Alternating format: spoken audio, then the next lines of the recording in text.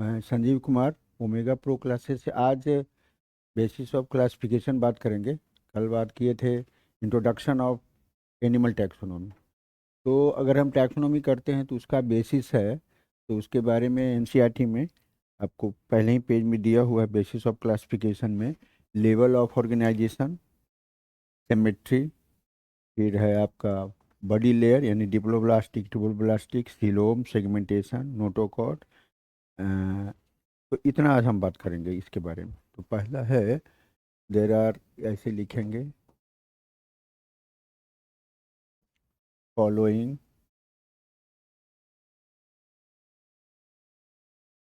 Basis of classification.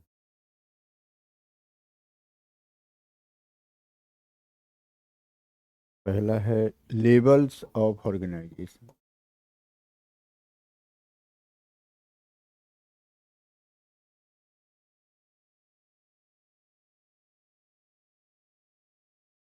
दूसरा NCERT में दिया हुआ है सिमेट्री।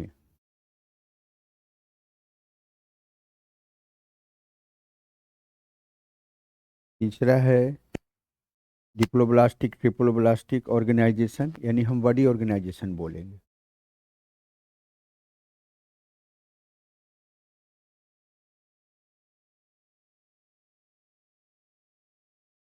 चौथा है सीलोम, यानी कि बॉडी कैविटी।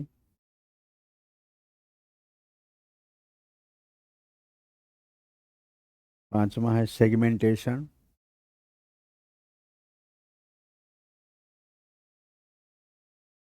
और छठा है नोटोकॉर्ड।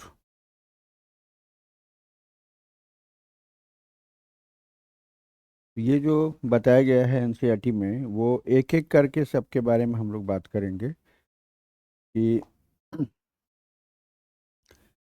जैसे जैसे एनिमल का कॉम्प्लेक्स फॉर्म बनते गया, वैसे वैसे लेवल ऑफ ऑर्गेनाइजेशन भी बदलते गया। तो हम बात किए थे कि एनिमल जो होता है वो कैसा होता है, यूनिसेलुलर और मल्टी सेलुलर। और यूनिसेलुलर एनिमल, एनिमल के एनिमेलिया को हम लोग मल्टी सेलुलर में लेते हैं, लेकिन जब आप जूलॉजी पढ़ेंगे ना, तो आप यूनिसेलुलर को भी इंक्लूड करेंगे, यानी प्रोटोजोआ प्रोटिस्ट को यहाँ पे हम प्रोटोजोआ के रूप में पढ़ेंगे। तो प्रोटोजोआ का जो बॉडी होता है, पहला लेवल क्या है? पहला है लेवल ऑफ ऑर्गेनाइजेशन। मतलब एनिमल का बॉडी ऑर्गेनाइजेशन का लेवल कुछ होगा, है ना।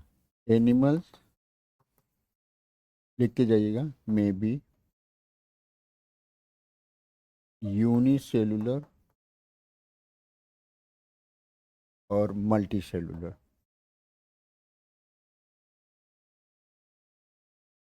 ठीक है, normally multicellular, unicellular exceptionally. Today unicellular animal are included in protozoa protist.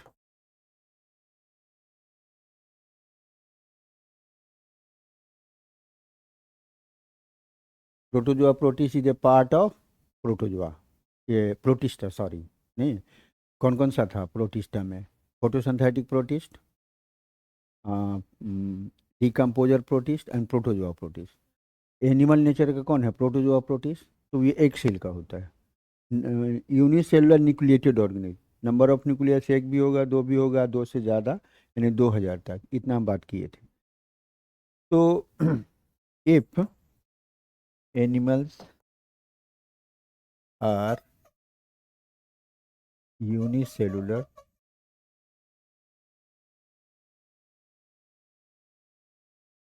then its body organization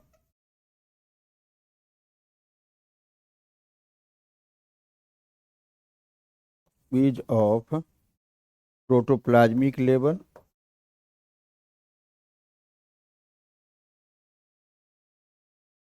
या इसी को आप ऑर्गेनिल लेवल भी कह सकते हैं।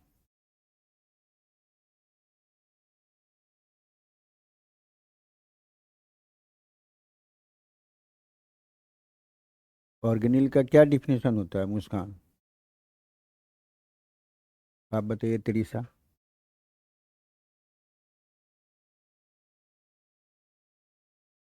Living living living component of a cell is called organelle.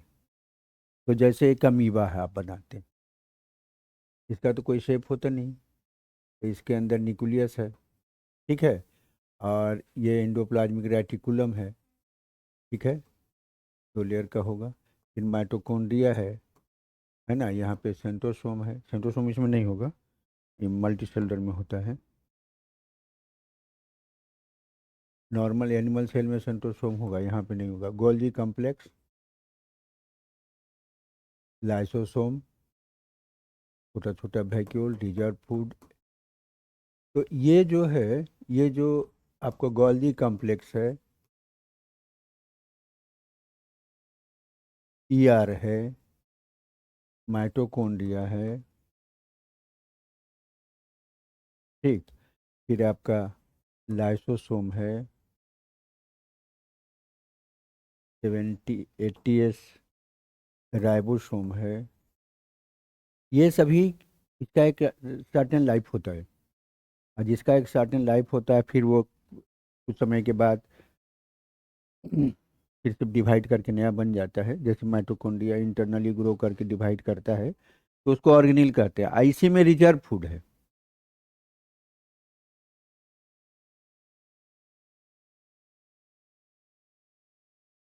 तो रिजर्व फूड को हम इंक्लूजन कहेंगे, और लिविंग कंपोनेंट को ऑर्गेनिल कहेंगे। तो इसीलिए लिखे हैं कि इस body organisation is of protoplasmic level या ऑर्गेनिल लेवल, ठीक है। मल्टी सेलुलर ऑर्गेनिज्म होगा, मल्टी सेलुलर ऑर्गेनिज्म होगा, तो उसका लेवल कई तरह का होगा। कैसा होगा? मल्टी सेलुलर ऑर्गेनिज्म है, तो उसमें कई तरह का देखा जाता है। आपको बताए थे डायशमा, तो डायशमा में बताए थे कि इस तरह से देखिए है।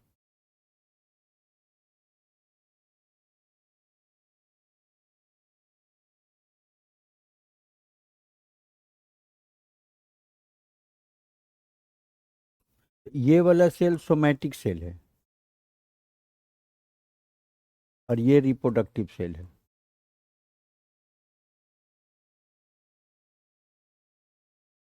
सेल है, यानी सोमैटिक सेल का एक ही लेयर है, बड़ी लेयर है ही नहीं, एक ही सेल है। 2 लेयर रहेगा तब डिप्लोब्लास्टिक कहेंगे। एक ही सेल का ग्रुप है, तो उसको हम क्या बोलेंगे? ए ब्लास्टिक कहेंगे। यानी इसमें कोई लेयर है ही नहीं, ए ब्लास्टिक,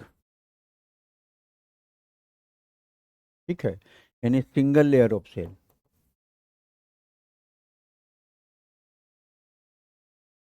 ठीक है। लेकिन आप स्पंज आ जाएं तो स्पंज में क्या होता है, एक लेयर होता है इस तरह से, अगर इसका टीएच करेंगे तो,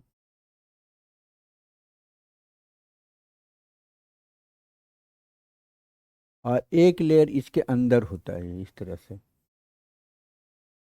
डिप्लोब्लास्टिक। ये हो जाएगा, यहाँ पे कैविटी होता है, इसको कहते हैं स्पॉन्जोसेल, ठीक है। ये ऊपर का लेयर इसको कहते हैं इक्टोडर्म, और अंदर का ये जो लेयर है इसको कहते हैं इंडोडर्म। तो एक लेयर 2 लेयर हुआ, तो इसको क्या कहेंगे? डिप्लोब्लास्टिक। बॉडी और कम्प्लेक्स होता है हाइड्रा का, तो उसमें भी 2 ही लेयर होता है, लेकिन बॉडी ऑर्गेनाइज कर जाता है कितना? टिश्यू लेवल का, ठीक है।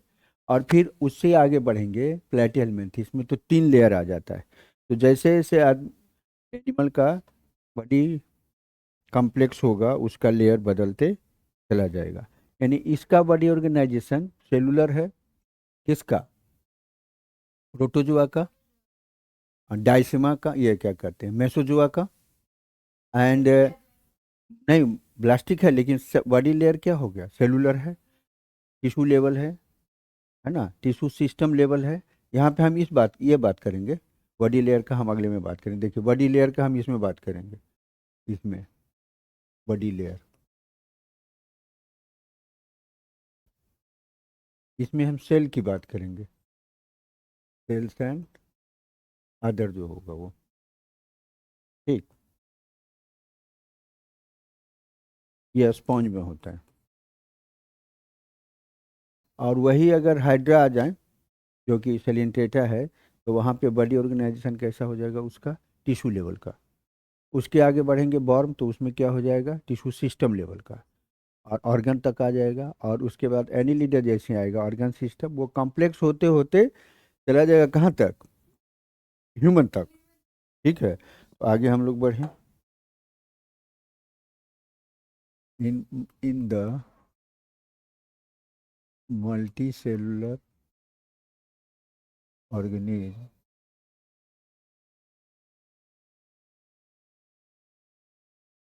बॉडी ऑर्गेनाइजेशन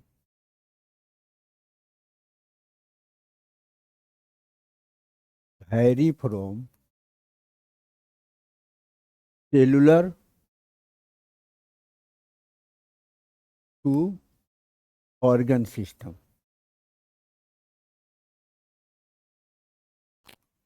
एग्जाम्पल हम ले लें, जैसे स्पॉन्ज है, इसका बॉडी ऑर्गेनाइजेशन सेलुलर है। ठीक है। नाइडेरिया है, यानी कि ये पोरीफेरा के बारे में बात कर रहे हैं हम। जैसे ही हाइड्रा ले लें, तो इसका होता है टिश्यू लेवल का।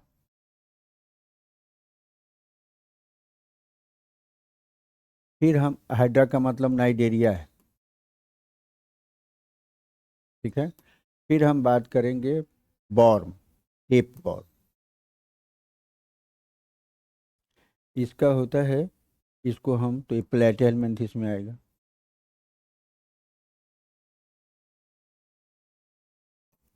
ये इसमें आपका बॉडी ऑर्गेनाइजेशन टिश्यू सिस्टम से टू ऑर्गन लेवल। ठीक। और जैसे ही हम राउंड बॉर्म में आ जाएंगे, इसको हम एसके हेलमेंथिस बोलेंगे। तो इसमें ऑर्गन से टू ऑर्गन सिस्टम तक आने लगेगा। ठीक। जैसे ये मेल फीमेल अलग अलग होता है, तो इसमें रिप्रोडक्टिव सिस्टम वगैरह आ जाता है। फिर आ जाएंगे अर्थ फॉर्म, यहीं से कॉम्प्लेक्स हो जाता है। ये आता है एनिलीडा में। इसका बॉडी ऑर्गेनाइजेशन ऑर्गन सिस्टम होगा, सिंपलेस्ट फॉर्म कहेंगे।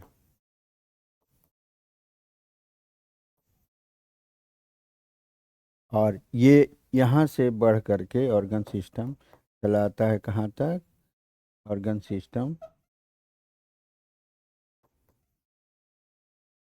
कॉम्प्लेक्स फॉर्म में। किसमें, ये होता है ह्यूमन बीइंग। ठीक है। तो ह्यूमन बीइंग किस में आता है, मैमल में आता है। मैमल इनकॉर्डेट बोलेंगे। ठीक है। आपको पहले भी पढ़े होंगे 10 क्लास में, या जानकारी होनी चाहिए कि कितना तरह का ऑर्गन सिस्टम हमारे शरीर में पाया जाता है। इसको पहले आप लिख लीजिए, फिर बात करते हैं।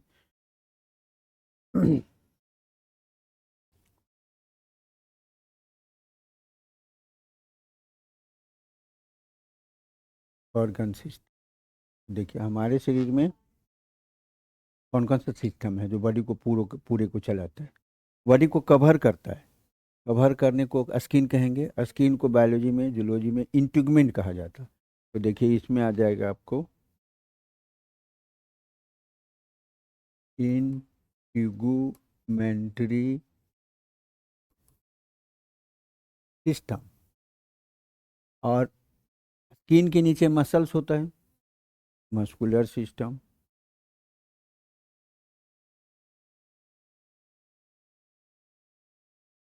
वो जुड़ा होता है स्केलेटन से।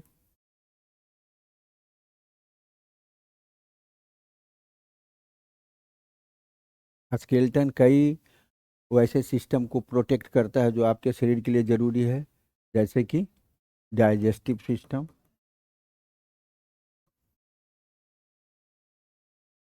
सर्कुलेटरी सिस्टम, बोलिए। और डायरेक्ट पहले आप बात करिए। एक्सक्रीटरी सिस्टम,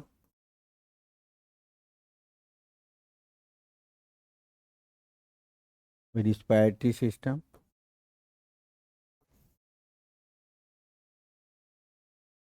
नहीं, अब आप बात कर सकते हैं नर्वस सिस्टम। नर्वस सिस्टम जैसे ही बोलेंगे तो आपको इंडोक्राइन भी बोलना पड़ेगा, सेंसरी सिस्टम भी बोलना पड़ेगा। नहीं, इसके बाद आप बात कर सकते हैं रिप्रोडक्टिव सिस्टम। एक लास्ट में आप इम्यून सिस्टम भी जोड़ दीजिए। क्या सिस्टम हुआ? 13 हो गया? 12 होगा ना? है, 12 होगा। 1 2 3 4 5 6 7 8 9 10 12। अब देखिए, इतना सिस्टम है। इसी में कई तरह का वेरिएशंस होता है।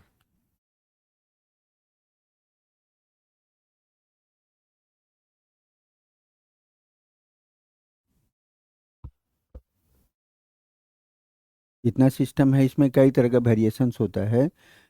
जैसे डाइजेस्टिव सिस्टम कंप्लीट या इनकम्प्लीट दोनों होता है।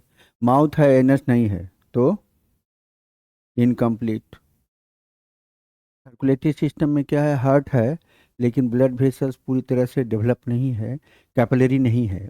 वो सीधे बड़ा ब्लड वेसल से फ्लो करके चला आता है, हार्ट को पूरा कवर कर लेता है, ओपन सर्कुलेटरी सिस्टम। तो स्किटरी सिस्टम में भी वही है।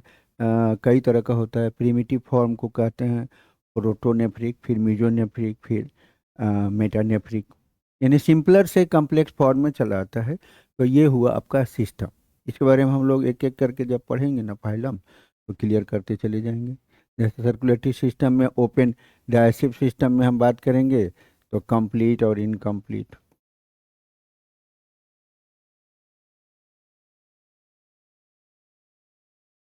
सर्कुलेटरी के बात करेंगे तो ओपन और क्लोज्ड।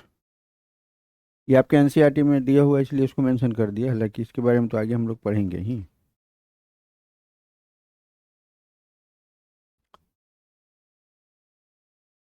क्लोज सिस्टम में क्या आता है, कैपिलरी पाया जाता है, यहाँ पे नहीं पाया जाता।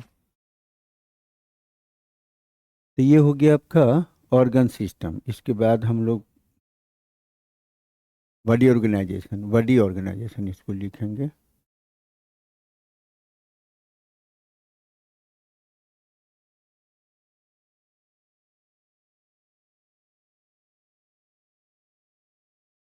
दूसरा पॉइंट क्या था? सिमेट्री। सिमेट्री मतलब होता है बनावट, शरीर का स्ट्रक्चर किस तरह से बना हुआ है।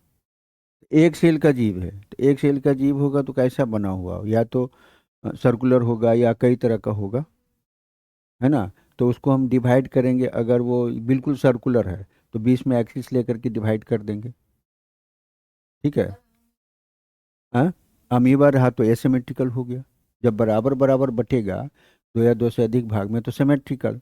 और अगर नहीं बट रहा है तो एसिमेट्रिकल। तो दो ही तरह का होगा एनिमल, सिमेट्रिकल या एसिमेट्रिकल। और अगर सिमेट्रिकल की बात करेंगे तो भी वो कई दो तरह का हो, कई तरह का होगा। सिमेट्रिकल में भी कई तरह का होगा। रेडियल सिमेट्री, बायलैटरल सिमेट्री होगा, या स्फेरिकल सिमेट्री। देखिए, बात करते हैं इस बार सिमेट्री में दूसरा का।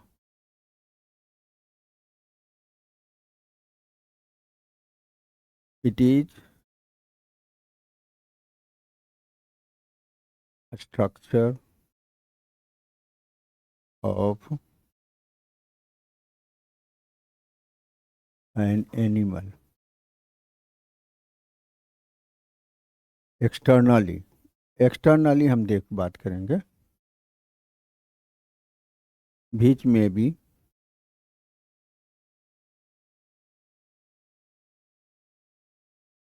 Mainly of to type.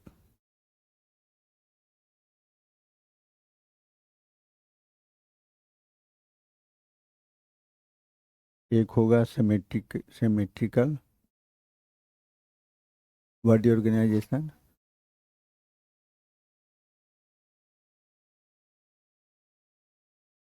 और दूसरा होगा एसिमेट्रिकल।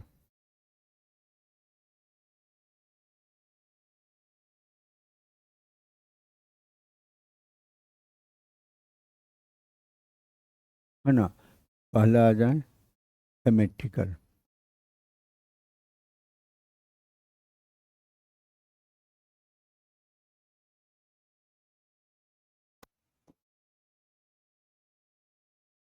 किसी भी लेवल पे अगर वो बराबर बराबर बट जाता है, if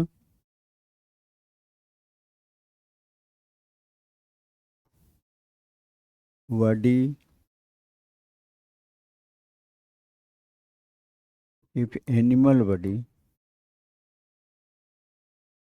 is divided into two or more parts equally in different level,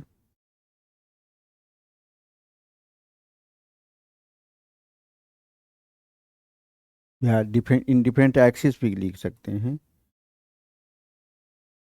in different axis, then it is called symmetrical body organization।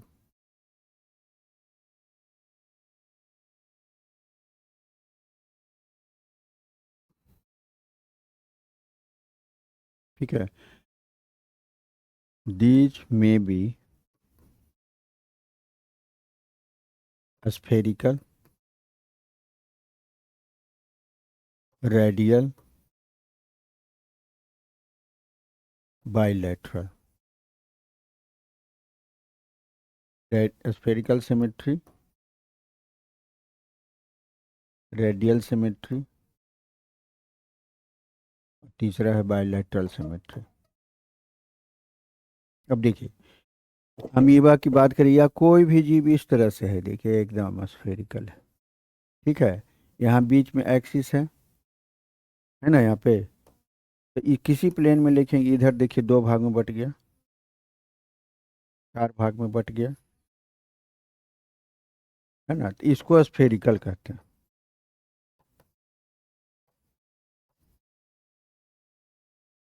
Spherical symmetry. लेकिन देखिए यहीं पे अगर इस तरह का बॉडी है, यानी इसमें कुछ डेप्थ है, इस तरह से है, ठीक है। नहीं, यहाँ पे देखिए ये है रेडियल, यहाँ इसको हम माउथ मान लें,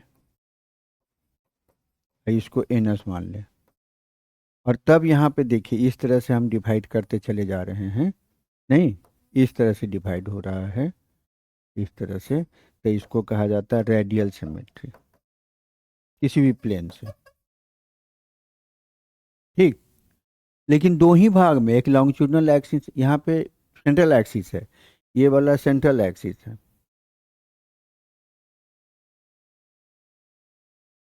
ये एक एक्सिस है सेंट्रल एक्सिस। लेकिन अगर एक लॉन्गिट्यूडनल एक्सिस ले लें और यहाँ से देखते हैं, इस तरह का एनिमल है,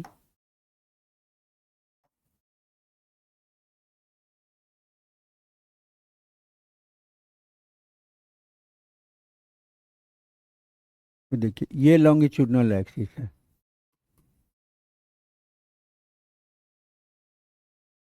तो ये वाला जो इसको कहा जाता है बायलैटरल।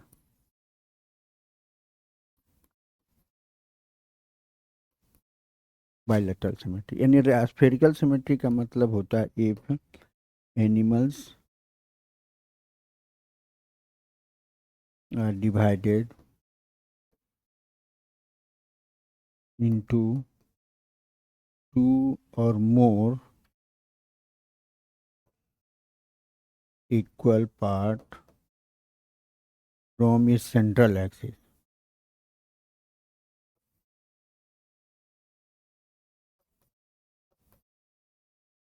तो इसको हम कहेंगे spherical symmetry.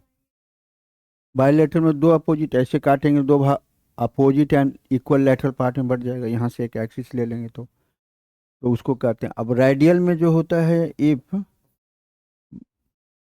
Animal are divided into two or more equal part from its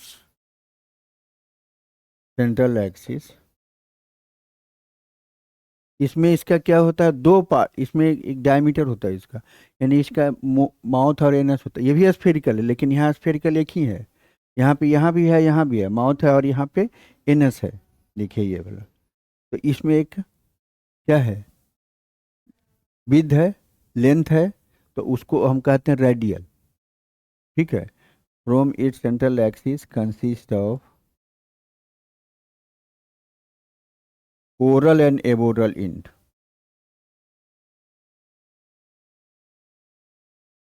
और तब इसको कहते हैं सेंट्रल एक्सिस। इसमें क्या होगा, if animals are divided into two equal and lateral parts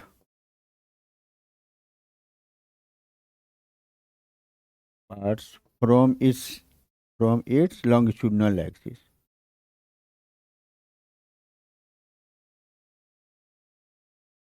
नहीं, इसके एग्जाम्पल में क्या आ जाएगा, आपको स्फेरिकल में आ जाएगा। इसमें कौन सा एग्जाम्पल हो जाएगा, इसमें प्रोटोजोआ, इसमें कौन हो जाएगा आपको, नाइडेरिया। हाँ उसी में। इसमें होगा from born to human being.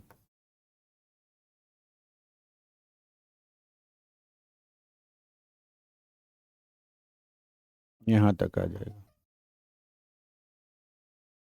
मैंने एक बॉर्न से लेकर के ह्यूमन क्यों होता है, ये जो बायलैटरल आता है, it is due to appearance of third layer. एक डायसिव सिस्टम है, तो उसके इधर भी एक्टोडर्म, मेसोडर्म, इंडोडर्म, इसके इधर भी एक्टोडर्म, मेसोडर्म, जैसे एक देखिए यहाँ पे डायसिव सिस्टम है। ठीक है। और ये इसका बाहर का लेयर, बॉडी लेयर है। देखिए यहाँ पर एक लॉन्गिट्यूडनल एक्सिस ले लेंगे, ये लॉन्गिट्यूडनल एक्सिस। देखिए यहाँ ये इक्वल पार्ट हो गया, ये इक्वल पार्ट हुआ, तो एक्टोडर्म, मेसोडर्म, इंडोडर्म, तीन लेयर आ गया। तो दोनों तरफ लेयर बन जाता है, इसलिए वो क्या हो जाता है, बाइलैटरल हो जाता है। बाइलैटरल।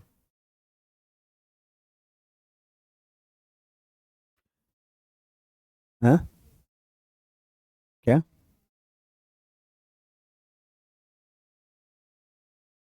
बाइलैटरल एंड रेडियल में ना, रेडियल में रेडियस में डिवाइड कर रहा है ना। देखिए यहाँ से आप डिवाइड करेंगे तो इस तरह से है, अगर यहाँ माउथ है, यहाँ देखिए रेडियली डिवाइड कर रहा है ना। और इस तरह का बॉडी नहीं, इस तरह का है। देखिए यहाँ से अगर आप डिवाइड करेंगे तो दो ही भाग में ना बटेगा, लेयर के कारण वो लेवल जो होता है वो अलग हो जाता है। आपके बुक में देखिए है दिया हुआ, देखिए यहाँ पे, ये देखिए है। देखिए ये इस तरह का बॉडी है, तो यहाँ एक एक्सिस ले लिया लॉन्गिट्यूडनल, यहाँ से ऐसे डिवाइड कर रहे हैं, तो रेडियली दो भाग में बटेगा, चार भाग में बटेगा, आठ भाग में बटेगा, किसी भी प्लेन में।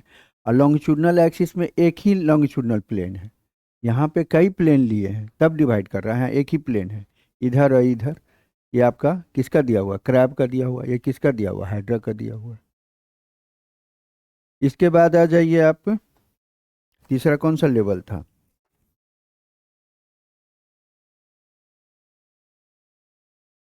Body organisation. बॉडी ऑर्गेनाइजेशन तो बता ही दिए ना, सिमेट्री हो गया। एक minute, body level of cell हो गया, सिमेट्री हो गया। अच्छा, बॉडी ऑर्गेनाइज, बॉडी लेयर है, ठीक है।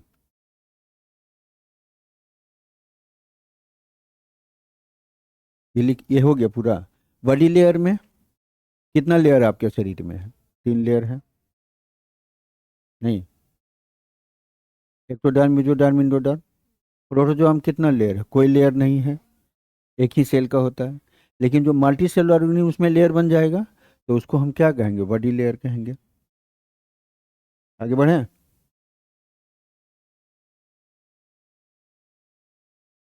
तो मल्टी सेलुलर ऑर्गेनिज्म में बॉडी लेयर होगा, यूनिसेलुलर में नहीं होगा, तो लिखेंगे। तीसरा है ना कि चौथा है ये? देख लीजिए।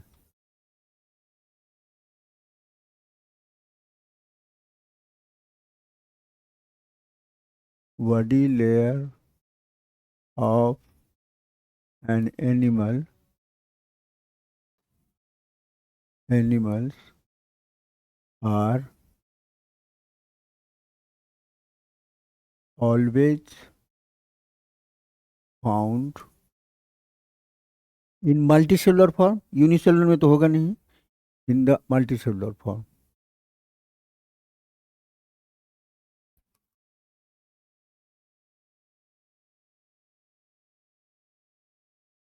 इट मे बी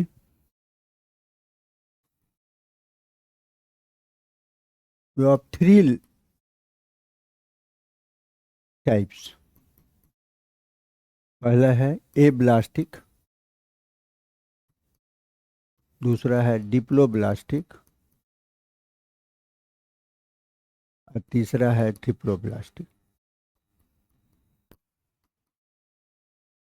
आपके बुक में डिप्लोब्लास्टिक और ट्रिप्लोब्लास्टिक दिया हुआ है, ए ब्लास्टिक नहीं दिया हुआ है। यानी animals without multicellular animals,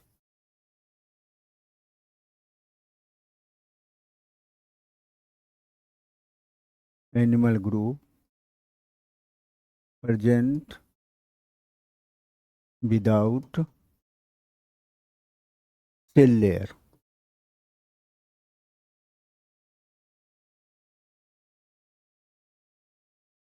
cell layer मतलब एक ही सेल का, सेल लेयर का मतलब दो या दो से ज़्यादा नहीं। तो इसमें एग्जाम्पल में आ जाएगा आपको मेसोजोआ एंड मेसोजोआ,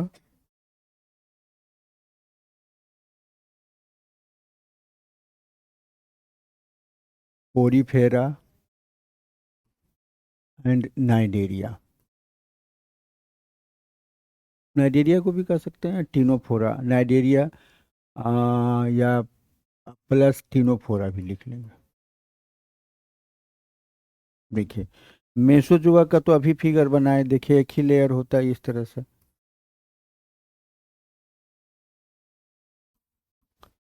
है ना। ये हो गया आपको। अच्छा, ये ब्लास्टिक में ना, सॉरी, एक मिनट, ये गड़बड़ हो गया। इसमें सिर्फ मेसोजोआ आएगा, ठीक। डिप्लोब्लास्टिक में क्या होगा? इसमें ए ब्लास्टिक होगा, मेसोजोआ, ठीक। फिर आप आ जाए diploblastic, multicellular animals,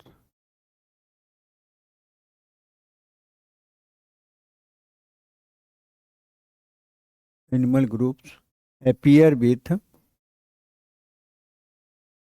2 body layer,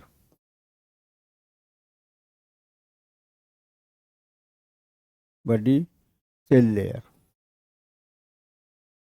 इसमें आपको आ जाएगा Porifera, Cnidaria, coelenterate Cnidaria, Ctenophora, ठीक। सर कह रहे थे कि आप कोई कहिएगा कोई फिगर वगैरह गूगल से निकाल करके इसमें डालेंगे, तो वो तो पूरा बना हुआ रहता है ना, आपको बना करके तो नहीं बताया जा सकता, वो तो हम ही बताएंगे। तो ऐसा जरूरत होगा फिगर का, तो वो उसको हम सर को बोलेंगे डाल देने के लिए, ठीक है। तो जैसे देखिए स्पॉन्ज में देखिए क्या बनाए थे, ये तो मेसोजोआ है। हाँ, देखिए कैसे बनाए थे। ये पिनेकोसाइट होता है, बीच में पोरोसाइट होता है। यहाँ पे बड़ा इसका छिद्र होता है।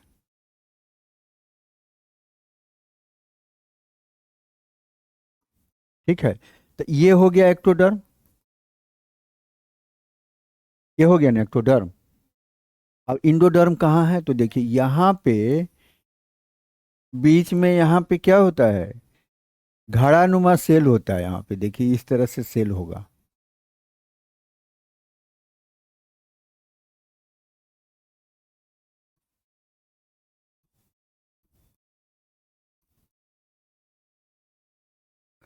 ठीक है, इसको कहेंगे एक्टोडर्म, इसको कहेंगे इंडोडर्म। अब बीच में जो जगह है इसको मीजोहाइल कहते हैं, आगे पढ़िएगा। मीजोहाइल फ्लूइडी लेयर होता है। ये जो कैविटी है इसको कहते हैं स्पॉन्जोसेल। तो ये हो गया पोरीफेरा। ठीक, पोरीफेरा का एग्जाम्पल क्या होता है, स्पॉन्ज। इसका स्पॉन्ज एग्जाम्पल हो गया। इसका example डाइसेमा।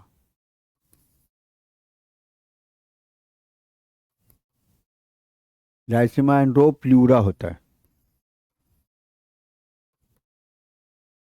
Male and female.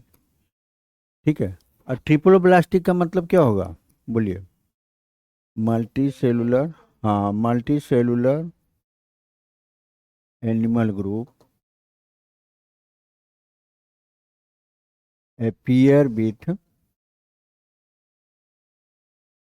three body cell layer। वो थ्री बॉडी सेल लेयर मतलब सिंपलेस्ट या कॉम्प्लेक्स फॉर्म में ही रहे, लेकिन वो थ्री बॉडी सेल लेयर होगा। इसमें एग्जाम्पल में फ्रॉम प्लेटीहेलमिन्थेस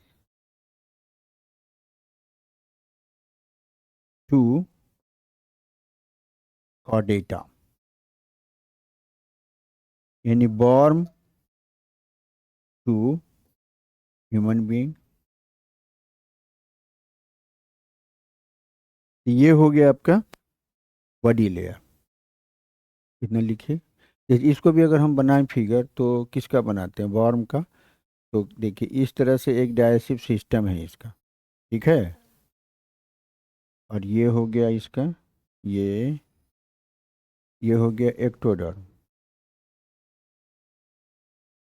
ये हो गया मीजोडर्म, और ये हो गया इंडोडर्म। इधर भी ये हो गया इसका इंट्रन, ये हो गया एक्टोडर्म, मीजोडर्म, और ये हो गया इंडोडर्म। तो थ्री बॉडी लेयर है, थ्री बॉडी लेयर।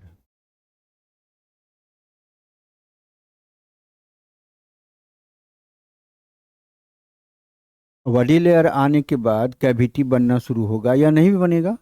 अगर कैविटी बन रहा है तो उसको हम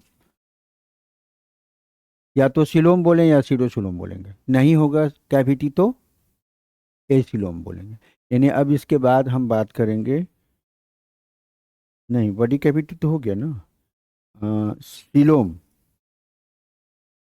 सिलोम, सिलोम का मतलब the cavity which is form by only single layer, that is mesodermal layer. लेकिन वो तो बहुत डेवलप होने के बाद, उसके पहले भी होता है ये।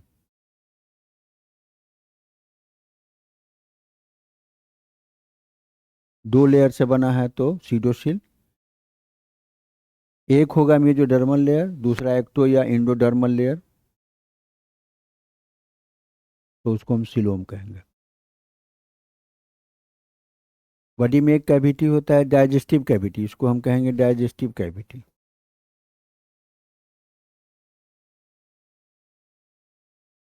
एनी कैविटी भी present other than digestive cavity, उसको हम क्या कहेंगे, सिलोम कहेंगे या पीडोसिलोम कहेंगे। आगे बढ़ें, लिसा।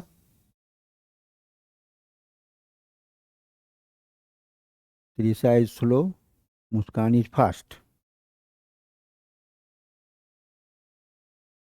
फास्ट बनिए, नहीं तो यूट्यूब पे आपका मैसेज चला जाएगा कि त्रिशा स्लो लिखती है।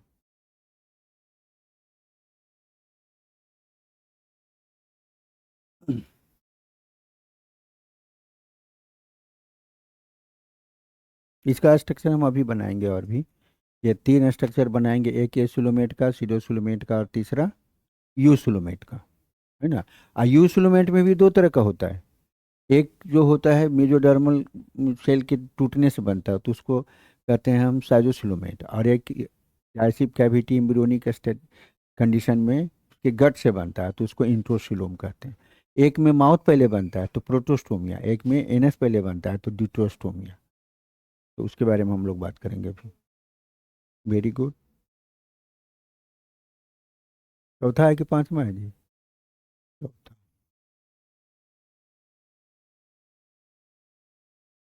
The cavity which is developed in triploblastic animal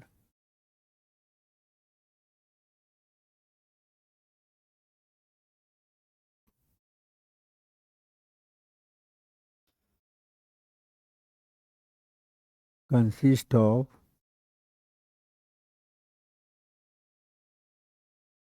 only mesodermal layer.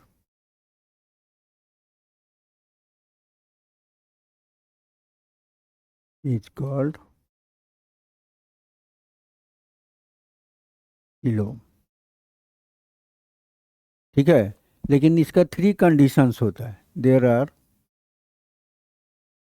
3 conditions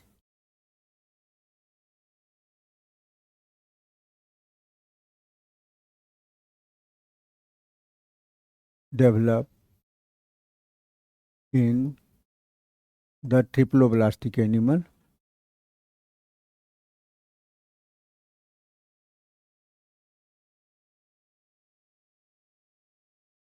which are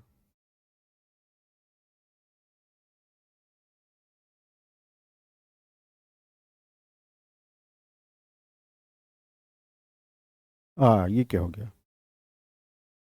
हाँ, अन्नू कहाँ है?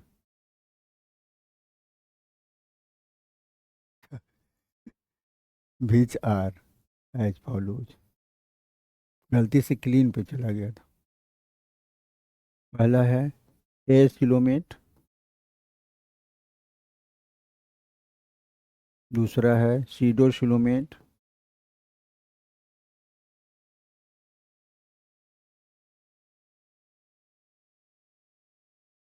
ए coelomate animal,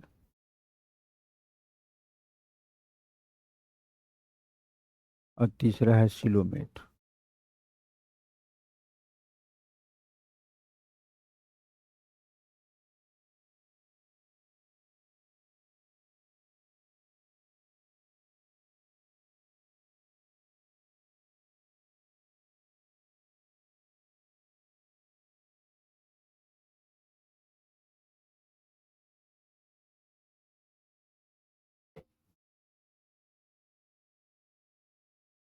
animal without any cavity, यानी एनी बॉडी कैविटी। इसमें क्या होगा? Animal with false cavity.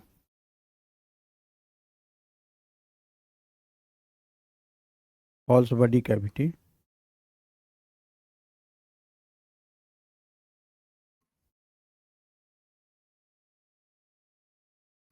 और इसमें होगा एनिमल्स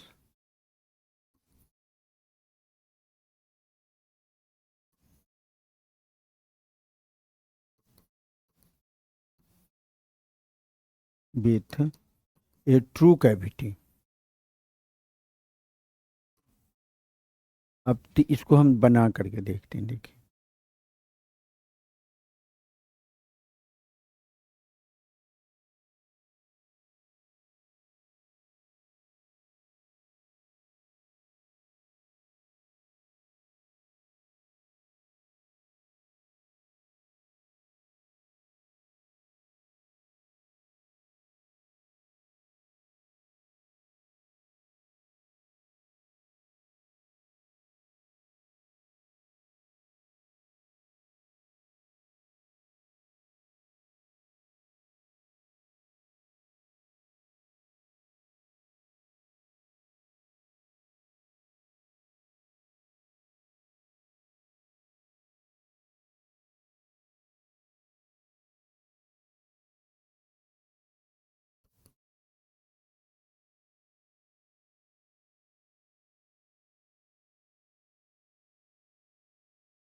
एक्टोडर्म, मीजोडर्म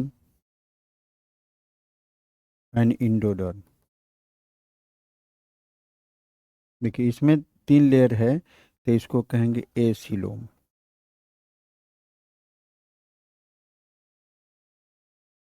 इसमें एग्जाम्पल आएगा वॉर्म, टेप वॉर्म यानी प्लेटिहेल्मिन्थेस। ठीक है। दूसरा देखिए,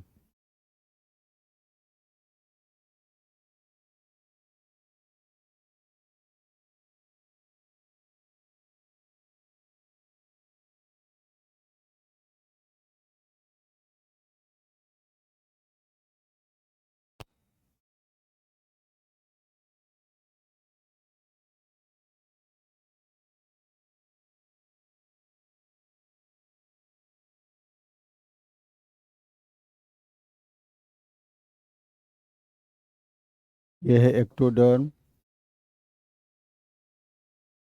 मीजोडर्म, ये है इंडोडर्म। यहाँ पे एक जो है ये मीजोडर्मल लेयर है।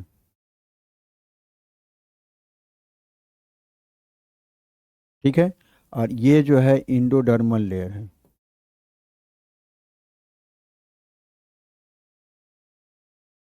जब 2 लेयर से एक कैविटी बनता है तो उसको कहा जाता है सीडोसिल, इसको कहा जाएगा सीडोसिल।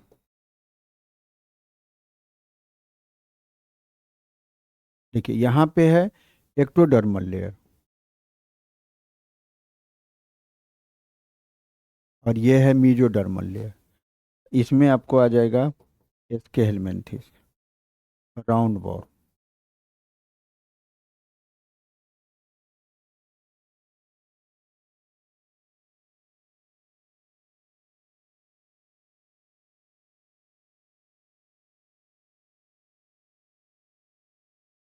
ठीक है। यानी if cavity is developed from 2 layers in which one layer is of mesoderm and other layer is of either ectoderm or endoderm, is called pseudoxylem। लेकिन जब सिलोम की बात करेंगे, सिलोम की, तो इसका डिफिनीशन तो हमने ये दिया है, लेकिन फिगर से अगर हम दिखाएं तो इस तरह का होगा।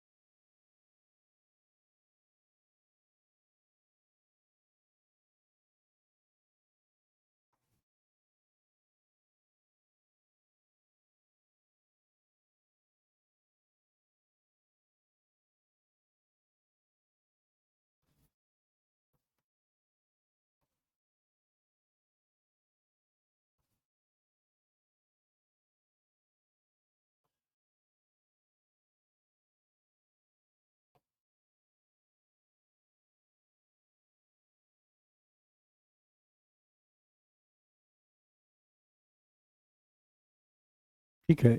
इसमें क्या होता है पहले, इसमें इंट्रोसिलोम में पहले क्या होता है, इसको हम कहते हैं प्रोटोस्टोमिया, और इसको कहते हैं ड्यूट्रोस्टोमिया।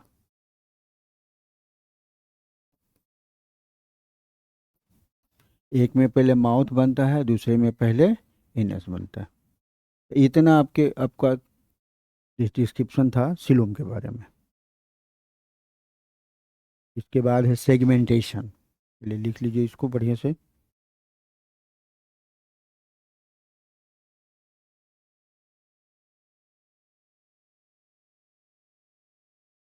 ये सिलोमेट में जो सेल है ये यूनिक सेल होता है, इसको हम पेरेनकाइमा सेल भी कहते हैं।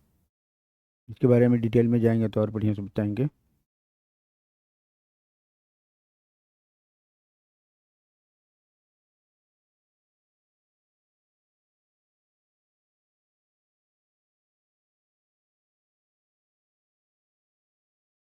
हमारे शरीर में कितना खा हमारे शरीर का कितना भाग है, बटा हुआ है?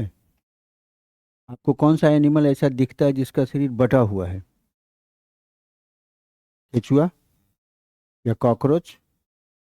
केचुआ में अर्थवॉर्म में एक्सटर्नली इंटरनली डिवाइडेड होता है, कॉकरोच में एक्सटर्नली डिवाइड होता है, और हम लोगों में इंटरनली डिवाइडेड होता है, तो इसको कहते हैं सेगमेंटेशन। अगला टॉपिक है सेगमेंटेशन।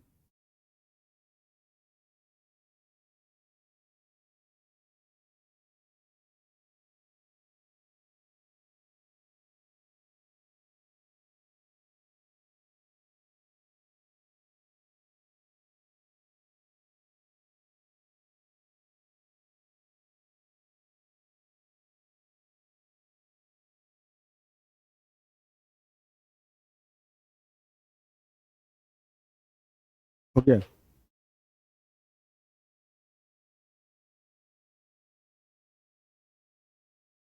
अब छठा है कि पांचवा?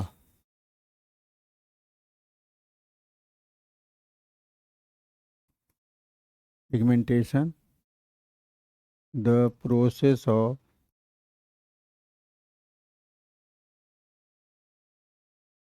Development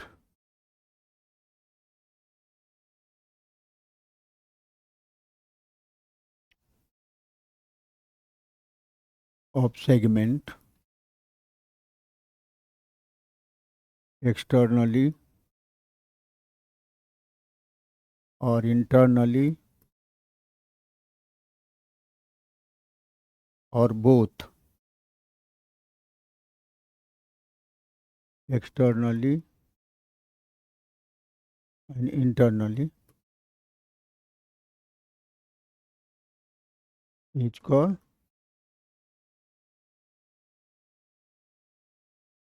segmentation.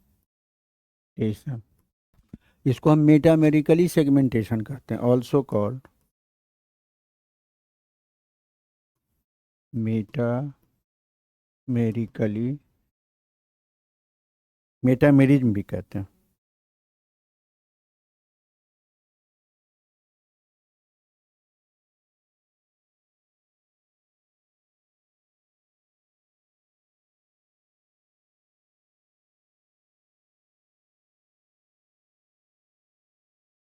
And segment is called metamer.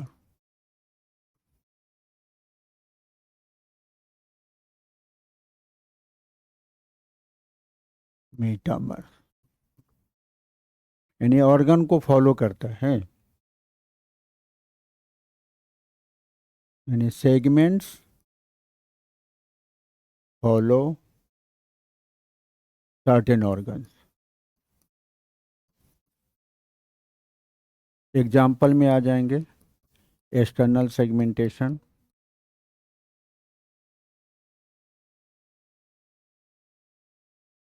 इसमें पाया जाता है आर्थ्रोपोडा में। ये क्वेश्चन नीट में आता है। Internal segmentation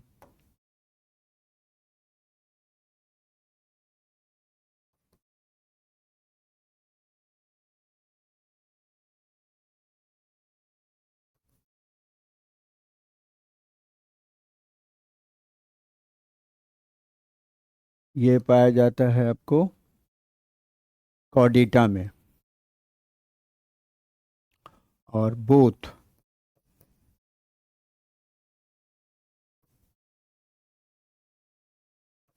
external and internal segmentation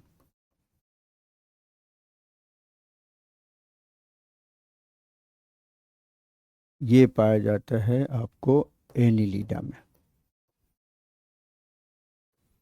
इसका मतलब है कॉकरोच, इसका मतलब है ह्यूमन बीइंग, इसका मतलब है अर्थबॉर्न। यानी हमारी रीढ़ की हड्डी की खास पार्टीशन में होता है। और छठा में है आपका नोटोकॉर्ड। नोटोकॉर्ड इसको कहते हैं back rod. Higher animal, higher chordate,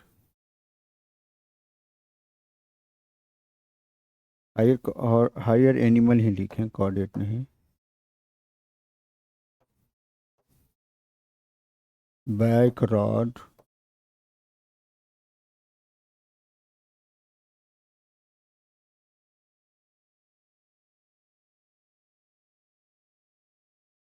develop as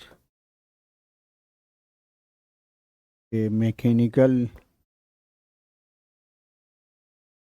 tissue which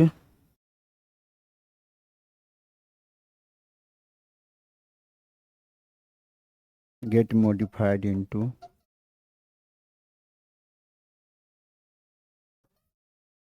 vertebral column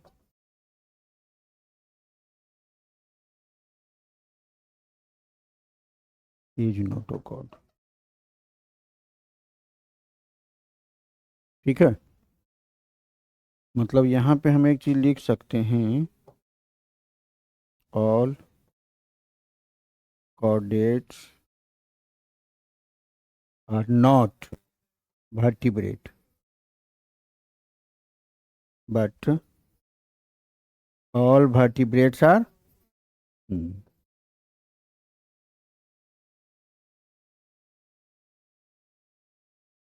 chordate का मतलब विथ नोटोकॉर्ड।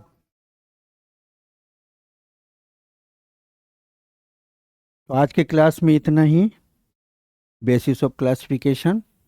ठीक है, इसके बाद अगले क्लास में हम लोग पढ़ेंगे क्या चीज़, प्रोटोजोआ प्रोटिस्ट।